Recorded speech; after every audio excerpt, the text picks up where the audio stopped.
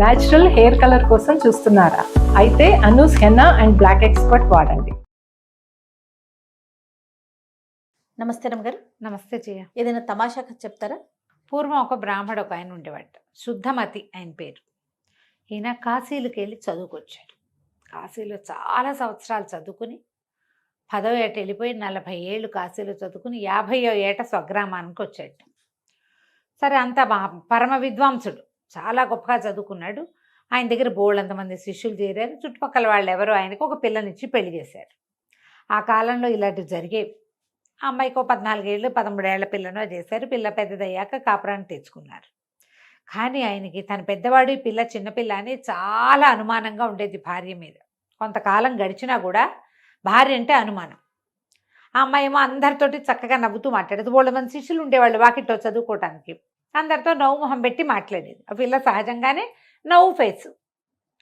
అయితే ఏమైంది, ఈయనకి చాలా కోపం వచ్చేసింది. ఒకనాడు ఎప్పుడో భార్య నవ్వుతోందని, ఏదో పిల్లలు అల్లరి మాటలు ఏవో కొంటి మాటలు మాట్లాడి ఏవో వస్తువులు పడేసి చేస్తుంటే ఆవిడ అందరితో పక్క నవ్వేసరికి నవ్వుతోందని ఓర్చుకోలేక భార్య మీద అనుమానంతో ఇల్లు విడిచి వెళ్ళిపోయాడు. పెళ్లి చేసుకున్నాడు అనవసరం, కానీ అనుమానస్తుడు వెళ్ళిపోయాడు. వెళ్ళిపోయేసరికల్లా ఈయన ఇల్లు విడిచి వెళ్ళిపోతుంటే ఆయన ఎక్కడికి వెళ్ళిపోతున్నాడో తెలియక 4 సీనియర్ శిష్యులు ఈయన వెనకాల పడ్డారు. ఆయన ఎక్కడెక్కడెక్కడికో నడిచి వెళ్ళిపోయాడు. వీళ్ళు కూడా ఆయన వెళ్ళిన మార్గం వెతుక్కుంటూ ఆయన వెనకాల పడిపోయారు. పోతే ఒక గ్రామం దగ్గర కలుసుకున్నారు. కలుసుకునేసరికల్లా, ఏమిట్రా, నేను నా పెళ్ళాం మీద అనుమానంతో వెళ్ళిపోతుంటే మీరంతా నా వెంట పడ్డారు, పోపండి అన్నాడు. అనేసరికి వాళ్ళు అన్నారు, అయ్యో గురువుగారు, ఎంత మాట అండి, మహా ఇల్లాలు, ఆవిడ మీద అనుమానం ఏమిటండి?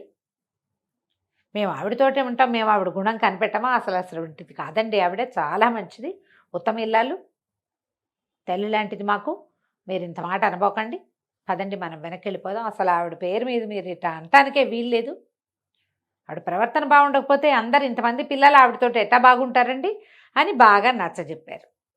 సరే, ఆయన ఏమనుకున్నాడు, సరే వెళ్ళిపోదాంలే, వెనక్కి వెళ్ళిపోదామని నిశ్చయించుకున్నాడు.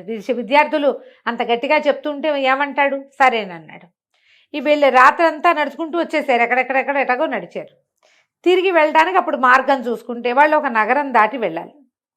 ఈ నగరంలోకి ప్రవేశించారు. ప్రవేశిస్తే ఏమైంది, కొంత దూరం వెళ్ళేసరికి వీళ్ళకి కాళ్ళు పీకేస్తున్నాయి, ఎండకి చెమటలు పోసేస్తున్నాయి, ఏం చేయాలో తెలియక సంకలో దర్భాసనాలు ఉన్నాయి, దర్భలు పట్టుకుని రోడ్డు మీద కూర్చున్నారు. దానికి ముందుగా ఒక బావి ఉంది. ఆ బావిలోంచి నీళ్లు తోడి తెచ్చుకుంటున్న ఒక శ్రోత్రియ బ్రాహ్మణ స్త్రీ ఒక ఆవిడ, ఎవరండి మీరు అనేసరికల్లా, మేము బాటసార్లమమ్మా అన్నాడు. మీరేం బాటసార్లు అని 2 అడుగులేదు. అయితే పరదేశులమమ్మ అన్నాడు. మీరు పరదేశులు కాకేనాయనా, భలే చెప్పారు అని వెళ్ళిపోయింది. అదేంటి, మనం బాటసార్లు కాదు పరదేశులు కాదా అంటే మనం ఎవరం అని వీళ్ళు ఆలోచించారు. ఆవిడ బిందెని ఇంట్లో నీళ్ళు పోసి వచ్చేసి మళ్ళీ బిందె పుచ్చుకొచ్చింది. అయితే అమ్మ, మేము మార్గస్థులం అన్నారు. అనేసరికి, మీరు మార్గస్థులు ఎటా అవుతారు, మీరు మార్గస్థులు కాదు అని మంచినీళ్ళకి వెళ్ళిపోయింది. అర్థం కాల.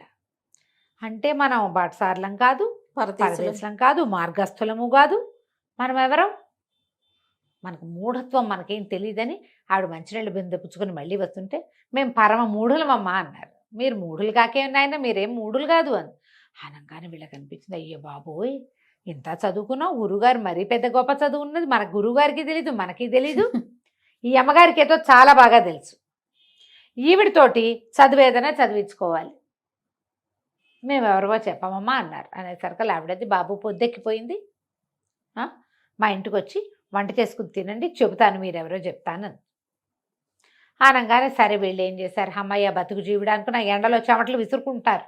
ఎండగా ఉంది, పొద్దునపూట 10 గంటల వేళ ఎండ ఉండదు, మొహాలు మాడిపోతున్నాయి.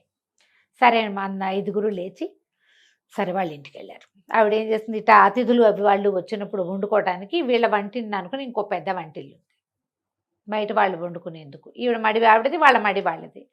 పెరట్లో బావి చూపించింది, ఆయన అదిగో వంటిల్లు సామాన్లు అవి ఉన్నాయి, వంట చేసుకోండి అంతే. ఈవిడ భర్త రాజుగారికి పురాణం చెప్పే పండితుడు, రోజు పురాణం చదువుతాడు. రాజుగారి పురాణాలు అవి వింటారు పొద్దున పూట. పరమ అనుమానం వాడు, భార్య అంటే చిన్న అనుమానం కాదు ఆయనకి. వీళ్ళకి ఏం చెప్పింది, అయ్యా మా ఆయన అంత మంచివాడు కాదండి, మీరు చకచక బాగా పొద్దెక్కేసరికల్లా వంట అది కానిచ్చుకుని భోజనాలు చేసి వాకిట్లో కూర్చోండి అంటే సరేనన్నారు. కానీ వీళ్ళు అవి ఇవి గీతాపారాయణం చేశారు, సంధ్యావందనాలు చేసుకున్నారు, ఏమిటో మాట్లాడుకున్నారు, ఏదో పని చేశారు, వండారు. ఎప్పటికీ వీళ్ళ వంటవల. ఈ లోపల ఆవిడ వంట అయిపోయింది, ఆయన రాని వచ్చాడు. ఆయన అప్పుడే గురువుగారు రామాయణం చెప్పి భారతము నడిచి ఇంటికి వచ్చి చూసేసరికి అలా ఏముంది, వంటింటో ఎవరో మగవాళ్ళు తిరుగుతుంటే గబగబా యువతల వైపు నుంచి ఆ వంటింటి గడి పెట్టేసి తాళం పెట్టి పరిగెత్తుకుంటూ మళ్ళీ రాజుగారి దగ్గరికి వెళ్ళిపోయాడు. అయ్యా, నా భార్య మంచిది కాదు, దుష్టురాలు, ఆ పిల్లని శిక్షించండి అని నేను ఎన్నిసార్లు చెప్పాను మీకు, మీరు సాక్ష్యం లేదు అట్లా చేయకూడదన్నారు, సాక్ష్యం తెచ్చా. వంటింటో 5 బ్రాహ్మణులు దాచింది మా ఆవిడ, ఈయన అంకే చెప్పాడు. మరి చూడండి కావాలంటే. రాజుగారు కంగారు పడ్డారు, ఇదే మాట, పదండి చూద్దామన్నారు. రాజుగారు, పండితుడు, ఇద్దరు పురాణ ప్రవచనకర్త, ఇద్దరు కలిసి వచ్చారు. వచ్చేసరికల్లా ఈవిడ దండం పెట్టింది, తలుపు తీశారు. తలుపు తీసి చూస్తే ఏముంది, విభూతి పిడికట్లు పెట్టుకుని బ్రహ్మాండంగా గోచీలు పెట్టుకుని వంట వండుకుంటున్న బ్రాహ్మణులు కనపడ్డారు. ఈయన బెక్క నిర్కాంతిపోయాడు. ఎవరో ఏమిటో అనుకుంటే వీళ్ళు విభూతి కట్లు పెట్టుకున్నారు శుభ్రంగా, ఏమిటో మంత్రాలు చదువుకుంటూ అన్నం వండుకుంటుంటే వాళ్ళని ఏమనాలో తెలియలే. ఎవరండి మీరు అని అడిగాడు. అదే బాబు, తెలియక ఈవిడ వెనకాల వచ్చాము అన్నాడు శుద్ధమతి గారు. ఏమిటండి అన్నాడు. రాజుగారికి అర్థం కాల. అవునండి, మేము ఎక్కడి నుంచో వచ్చాము, మా ఊరు వెళ్ళబోతున్నాము, అక్కడ కూర్చుంటే మేము మార్గస్థలం అంటే మీరు మార్గస్థులు కాదంటుంది, పరదేశులం అంటే పరదేశులు కాదంటుంది, బాటసారులు అంటే బాటసారులు కాదంటుంది, యాత్రికులు ఉన్నారు, బాటసారులు యాత్రికులు ఏది కాదంది, మూఢలం అంటే మూఢలం కూడా కాదంటోంది. అందుకని ఆవిడ పండితురాలు ఏదో మాట చెప్తుంది కదా, ఈ లోపల ఎండను పడి వచ్చామని అన్నం వండుకుని తినమంటే అన్నం వండుకుంటున్నామండి అన్నాడు. అనగానే రాజుకి ఈ పండితుడు చెప్పిన మాట ఇక్కడ వర్కౌట్ కావట్లా, ఇదేదో ఇంకో వేరే వ్యవహారం ఉంది. అక్కడి నుంచి బ్రాహ్మణ ఆవిడని పిలిచాడు, దండం పెట్టాడమ్మా, పిల్లని మార్గస్థులు కాదని ఎందుకన్నావమ్మా? మార్గస్థులైతే దారి మధ్యలో కూర్చుంటారా అండి ఎవరైనా? వీళ్ళు దారి మధ్యలో దర్భలు వేసుకుని కూర్చున్నారు. మార్గంలో నడిచిపోయే వాళ్ళు నడిచిపోతారు, దారిలో కూర్చున్న వాళ్ళని మార్గస్థులని ఎలా అంటాం? పాయింట్. నువ్వు పరదేశులు కాదని అన్నావేంటమ్మా, వీళ్ళది ఊరు కాదు కదా అని. పరదేశి అయితే పరదేశికి మన భాష ఎట్లా వస్తుందండి? వాళ్ళు మన భాషే మాట్లాడుతున్నారు కాదు, మన భాషే మాట్లాడుతున్నప్పుడు వాళ్ళని పరాయి దేశం వాళ్ళని ఎట్లా అనుకుంటాం? వాళ్ళు పరదేశులు కాదు, మన దేశం వాళ్ళే, ఇక్కడే ఏదో ప్రాంతం, దగ్గర ప్రాంతం వాళ్ళే. పాయింట్ ఇది కూడా. మరి యాత్రికులు అన్నారు వాళ్ళు, అంతే కదా, అక్కడ ఎక్కడి నుంచో వస్తున్నామని చెప్పారు.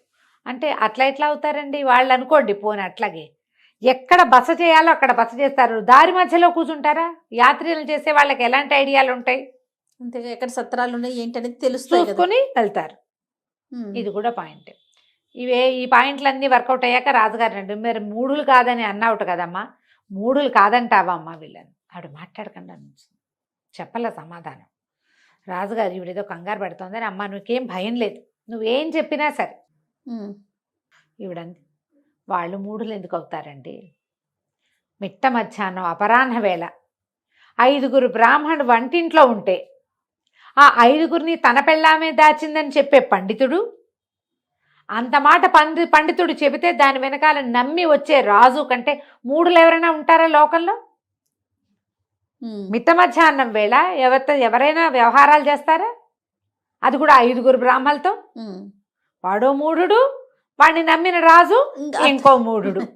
రాజుగారు నాలి కొరుక్కున్నాడు, పండితుడు కూడా సిగ్గేసింది. మరి ఏం జరుగుతోందని మనం అనాలి ఈ మాట? ఒట్టిగా ఇంట్లో మనుషులుంటేనే అనుమానమా?